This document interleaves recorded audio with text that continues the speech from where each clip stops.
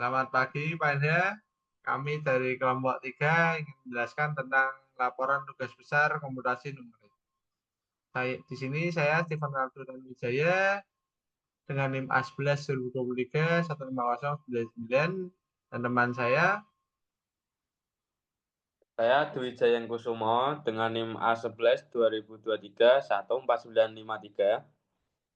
Di sini saya akan menjelaskan bab pertama yaitu topik regresi. Di sini kami mengambil regresi dan interpolasi. Interpolasi tersebut akan dijelaskan oleh teman saya.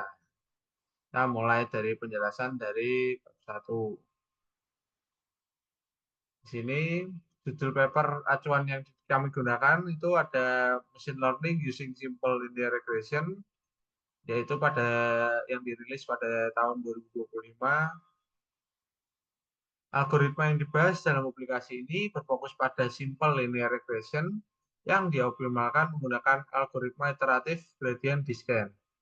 Ide utama dari pendekatan paper ini adalah memandang regresi sebagai fungsi hipotesis dinamis untuk memprediksi data target berdasarkan variabel fitur input. Hubungan tersebut didefinisikan melalui persamaan tersebut. Di sini ada rumus persamaan H0x sama dengan theta 0 plus theta 1x. Nah, di sini ada penjelasan dari H0x, theta x itu sendiri. Dan ini ada x, theta 0, theta x.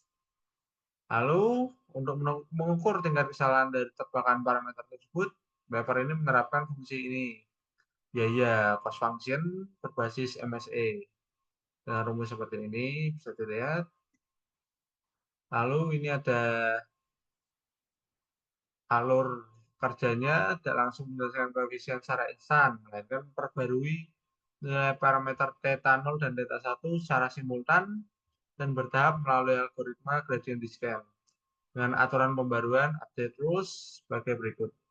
Ini bisa dilihat ada dua rumus, theta 0 dan theta 1. Lalu ada perbandingan langsung pendekatan. Dalam pertama ini ada mekanisme hitung, yaitu metode kuliah yang biasa kita pelajari itu menyelesaikan regresi secara langsung lewat rumus pasti sekali eksekusi berdasarkan ringkasan data. Sebaliknya, paper acuan menggunakan proses optimasi berbasis tebakan awal yang diperbaiki secara bertahap melalui parameter pembatas langkah. Lalu ada prinsip dasar, berbeda dengan sistem persamaan linear di kelas yang telah kita pelajari, yang mencari nilai eksak kaku melewati seluruh titik koordinat. Kedua metode regresi ini sama-sama mencari satu garis tren terbaik di tengah persebaran data yang telah biasanya kita dapat ya. Lalu bedanya dengan materi kuliah yang telah kita pelajari menggunakan pendekatan kalkulasi matriks lokal, dengan paper menggunakan penurunan gradien numerik global. Lalu ini ada analisis kelebihan dan kekurangan. Efisiensi skala data. Metode kuadrat kecil dari kuliah yang biasa kita pelajari itu sangat instan untuk data kecil karena tanpa proses pelatihan model. Namun untuk data multivariabel berskala besar atau big data, operasi perkalian matriksnya membebani memori RAM komputer. Paper ini mengatasi celah ini dengan membagi data menjadi kloter kecil sehingga kalkulasinya jauh lebih ringan dan stabil. Lalu ada kompleksitas dan parameter. Dalam metode kuliah biasanya itu rumusnya menggunakan rumus pasti, eksak, dan bebas, serta bebas resiko gagal hitung. Sementara metode paper sangat sensitif terhadap penentuan nilai tingkat pembelajaran. Jika nilainya terlalu besar, akan terjadi lompatan yang membuat model gagal menemukan solusi. Dan jika terlalu kecil, proses pencarian solusi berjalan sangat lama. Lalu terakhir ada fleksibilitas data baru. Nah, di sini rumus kuliah yang kita biasa ya kembali lagi, biasanya itu mangkaku, menggunakan perhitungan yang sangat bisa dihitung oleh manusia biasa ya. Karena jika ada data baru masuk, seluruh nilai akumulasi data harus dihitung ulang dari awal. Sebaliknya, metode paper sangat fleksibel karena parameter bias dan bobotnya dapat terus diperbarui secara adaptif mengikuti arus data baru tanpa perlu mengulang kalkulasi data lama. Nah, di sini kita menambahkan studi kasus dengan masalah penentuan batas waktu penyelesaian proyek furnitur custom seringkali tidak akurat sehingga mengecewakan pelanggan atau mengacaukan jadwal internal perusahaan. Kita menemukan solusi paper menggunakan optimasi gradient descent untuk melatih fungsi hipotesis secara berulang-ulang. Komputer belajar memperbaiki parameter model berdasarkan evaluasi fungsi biaya MSE hingga mencapai titik konvergen atau error paling minimal. Model akhir ini mampu memprediksi waktu penyelesaian pesanan baru secara instan dan akurat. Nah, ini kita menerapkan pada source code-nya seperti ini. Ini awal inisialisasi data dan library, lalu kita looping training, gradient descent, lalu ada tes prediksi data barunya, ini bisa dilihat seperti ini. Lalu ini ada plotting hasil evaluasi regresinya. Dan ini yang telah dihasilkan dari run source code tersebut. Nah, sekian penjelasan regresi dari saya. Lalu bab 2 interpolasi akan dijelaskan oleh teman saya.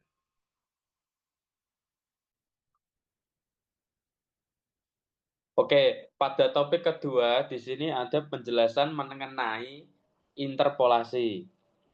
Nah, untuk paper sendiri, untuk acuan paper di sini saya menggunakan paper Unedged Weighted Image Interpolation Algorithm pada tahun 2023.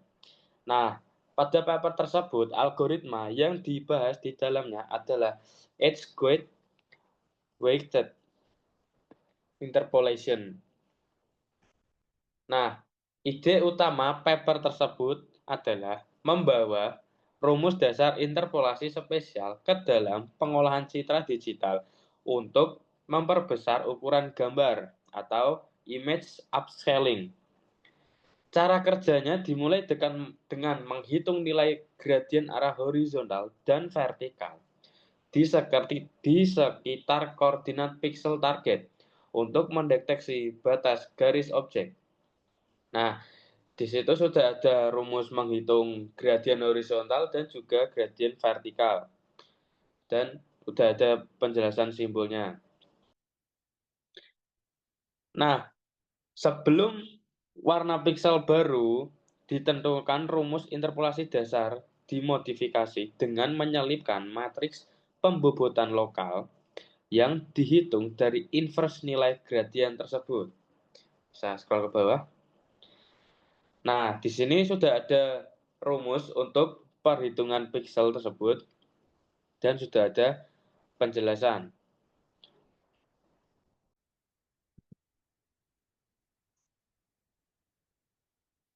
Lalu di sini saya sudah melakukan perbandingan langsung dengan materi perkuliahan yang telah saya pelajari sebelumnya. Berdasarkan materi interpolasi yang telah dipelajari pada perkuliahan komputasi numerik, interpolasi digunakan untuk memperkirakan nilai suatu fungsi pada titik yang belum diketahui dengan memanfaatkan data yang telah tersedia. Di dalam perkuliahan, beberapa metode interpolasi yang dipelajari meliputi interpolasi linear, interpolasi kuadrat, interpolasi Newton, dan interpolasi Lagrange, di mana masing-masing metode memiliki karakteristik, tingkat akurasi, dan kompleksitas perhitungan yang berbeda. Lalu di sini ada rumus interpolasi linear 2 titik. Terus selanjutnya juga ada interpolasi kuadrat 3 titik dan juga ada polinom Newton.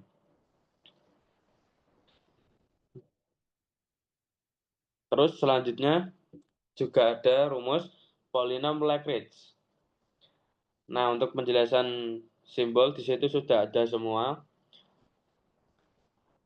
Lalu Perbandingan langsung dari kedua struktur formula ini menunjukkan perbedaan filosofis yang mendasar.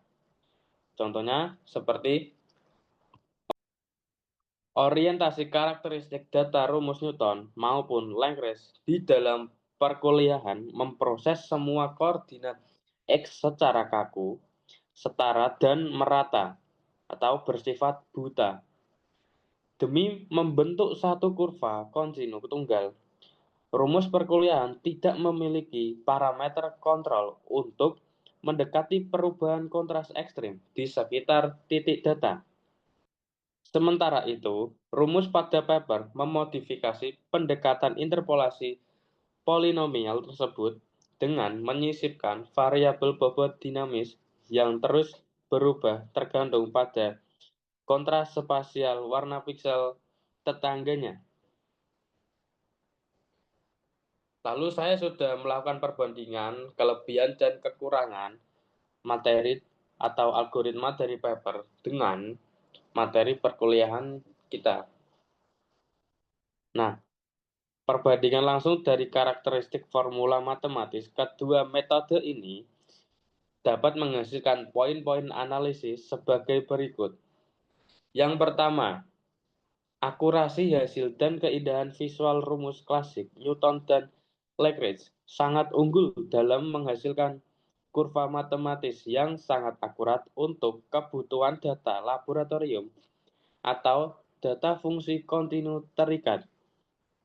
Namun, jika rumus linear atau kuadrat kuliah dipaksa memproses piksel gambar, hasil visualnya akan mengalami efek buram karena rumusnya melakukan perataan nilai secara kaku tanpa tahu batas objek. Yang kedua, kompleksitas algoritma dan implementasi kode rumus interpolasi perkuliahan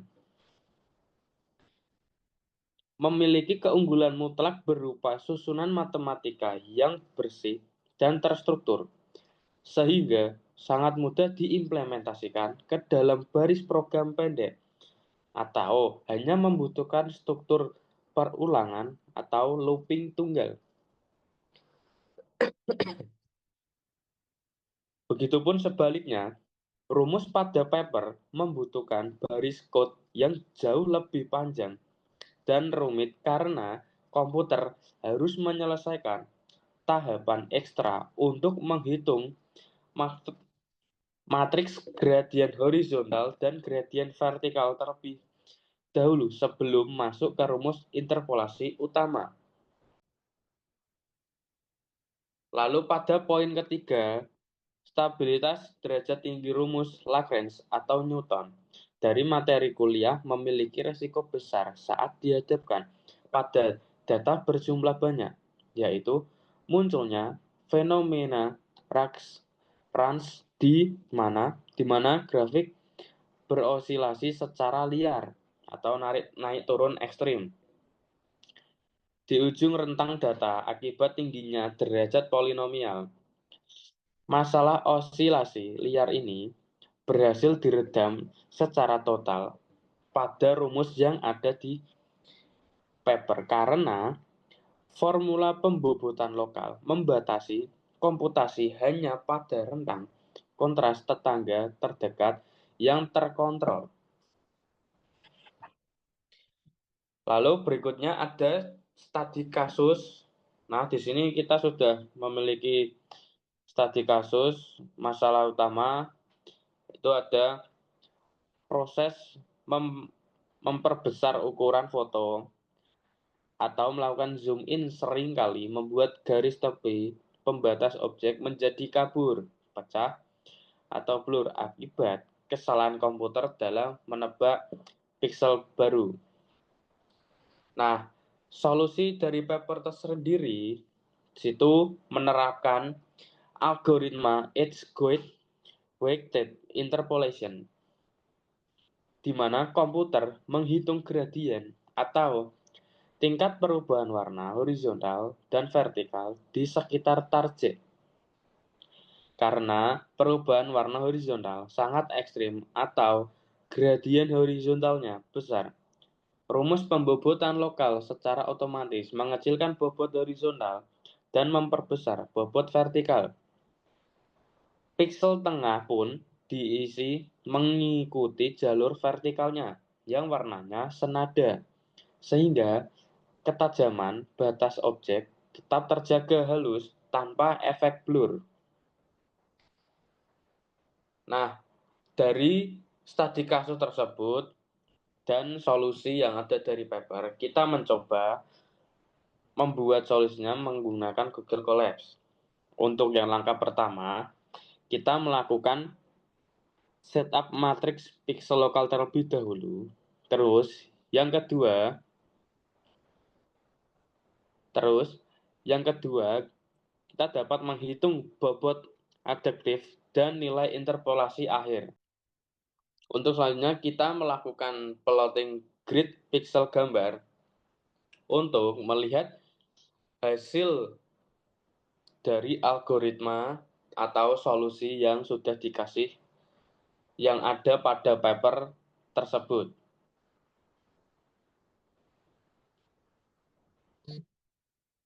Dua, tiga. Nah, itu penjelasan dari saya, yaitu tentang interpolasi, dan penjelasan juga dari teman saya tentang regresi. Nah, untuk bab ketiga sendiri, yaitu tentang kesimpulan.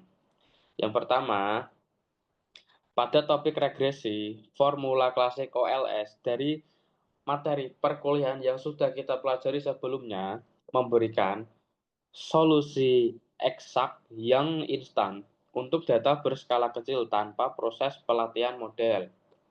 Namun, formula modern berbasis pembaruan gradien iteratif atau gradient descent pada paper terbukti jauh lebih unggul dalam hal efisiensi memori dan kemampuan skalabilitas untuk menangani volume data raksasa pada arsitektur sistem machine learning.